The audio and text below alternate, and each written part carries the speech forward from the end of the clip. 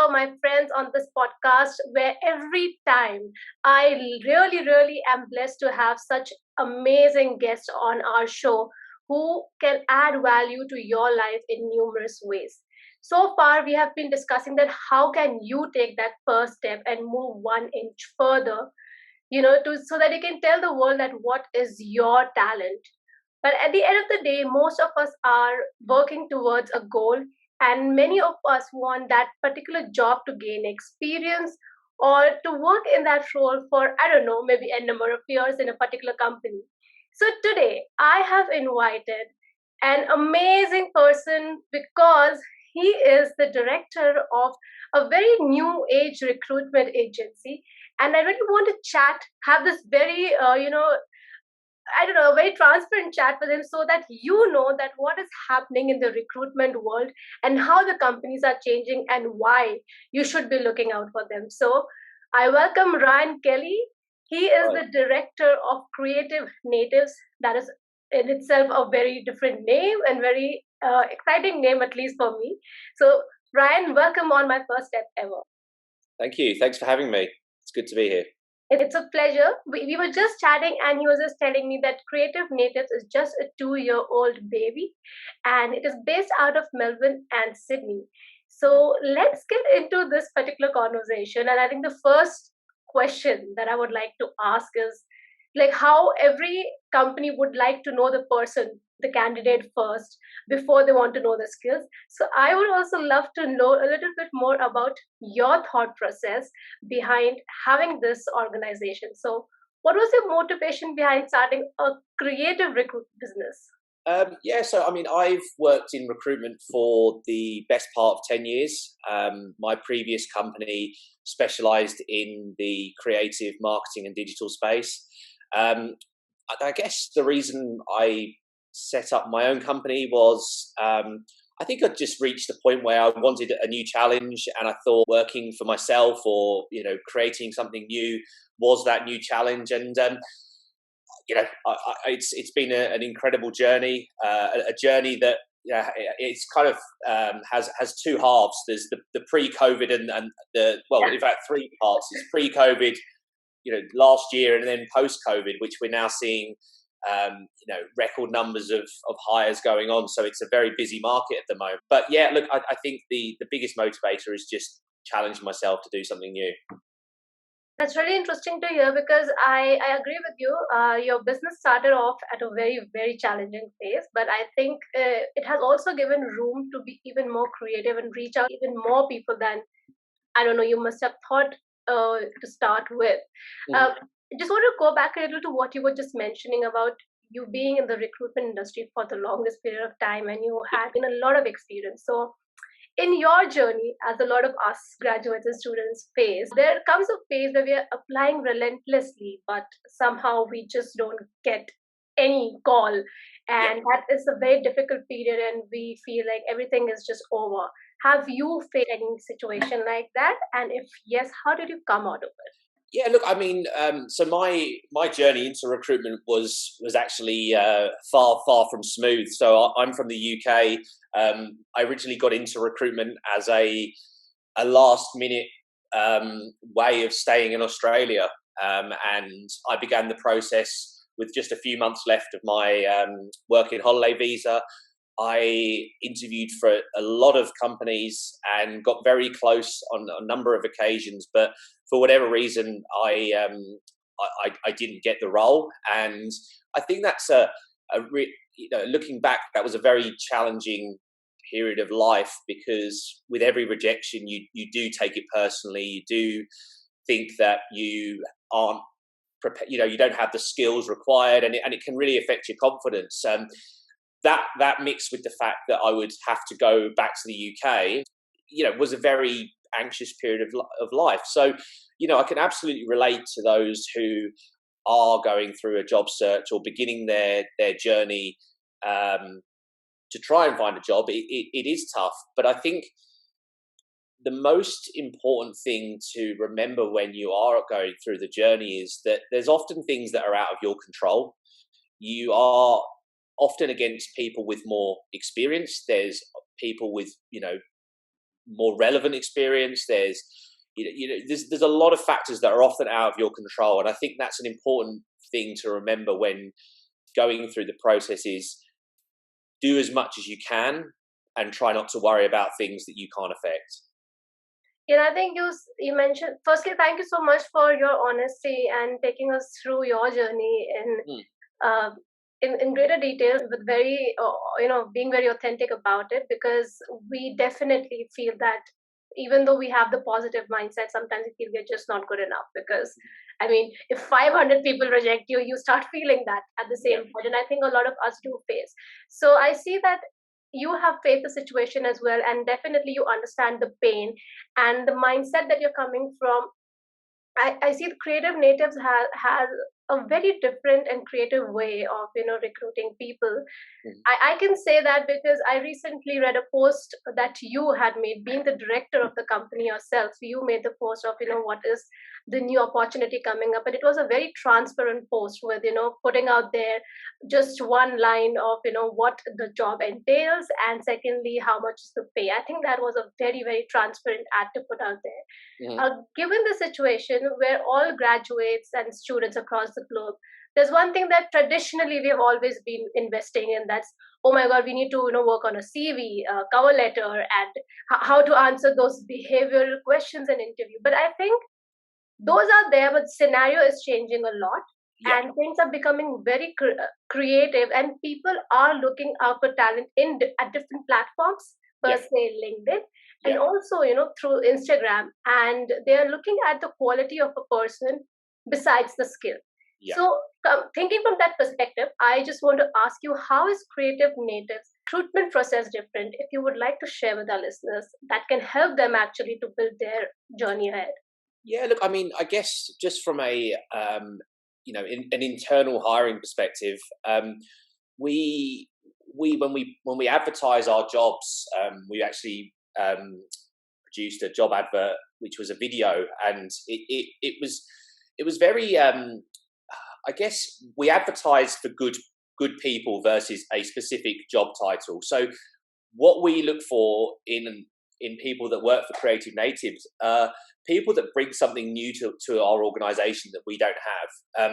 The last thing I want to do is build a business which is full of the same people with the same skills, because I think that ultimately that can only take you so far. And the companies that have a diverse workforce, not just age, sex, the whole package, I think they're the more interesting businesses, and they're the ones that are I think just more forward thinking. So that's kind of, I guess, the way we approach how we advertise roles. But we also look at, when we're communicating to potential candidates, we look at their personal brands. And what that means is, what content are they producing online? What are their thoughts? What are their opinions? Because we want to hire people with opinions and thoughts. We don't want just people that can follow follow commands. We want people to have their own way of thinking. And your friend Tarzan is an absolute prime example of that working. I saw that he engaged with a piece of content with myself. I then looked at his page. I saw that he was on a journey of creating content every day, and I started reading and listening to this guy's thoughts. And it's actually a very powerful tool for someone who is struggling to get in front of a client, because yes, you're making yourself vulnerable, but you're showing all of yourself in the form of content. And I think if you were to go through someone's content feed, you'd be able to get a much more accurate picture of them as an individual than you would off a CV. So people think that to be a content creator, you need to have a huge following, or you need to have this, thought-provoking or leadership views. It has to start somewhere. So no matter how small it may seem at the time, it does have a snowball effect. And the more you produce, and the more you engage on the platform, the better results you're going to get from it. So get started, I would say. You have touched something very important in your thought right now, and I would like to highlight that you said that we do not emphasize just on titles. What we are Mm. looking for are people, Yeah. which is so true, because I think coming with that mindset, and you also told us what is the importance of building your own personal brand. That is a great Yeah. example that you mentioned, because throughout in this episodes that we have over here, we have professionals, and we always encourage students and graduates to build their personal brand, be it through, maybe writing down some post, blog, or doing a video or a poem, whatever they're good at. Yeah. This is what it all comes to, my friends, that why you should be doing it, and who is there looking out and reading your thoughts. Your thoughts matter, your personality, your uniqueness matters, and this Yeah. is why you should be doing it. Sure. So thank you, Ryan. So you want to add something? No, I just think that, despite we are in the middle of a pandemic, there is such an opportunity for anyone to get started on the content journey. And there, it's cliche, but if you consider LinkedIn as a big networking event, and you have access, or you have the ability to communicate with people from all different organizations, you've just got to embrace it and accept that it's going to be a bit uncomfortable at first. You're not going to get the engagement that Yeah. straight away, but it's about consistency and showing up each day that it's going to get the results long term. Yes, I totally agree with that, and I myself have seen that happening with my case as well. When I started this podcast, I think last August in 2020, and this was just for the pure love of sharing my experience with graduates, and I wanted to uplift them in any way that I can. Yeah. So, thank you for taking us through different examples, because examples really help us understand how things work. Mhm. Now, I might ask you a very cliched question, but maybe the answer has changed because of the COVID scenario. That Yeah. what are the top three pain points, or the problem that you see professionals face in looking out for a job? I think the I think that you, as a candidate, need to stop looking at the journey as a job seeker, because you can get into a mode where you're applying for jobs, and you go down this process. But if you're just applying for everything, then it's going to take away the quality of your applications. I think that candidates need to be proactive in terms of their job search.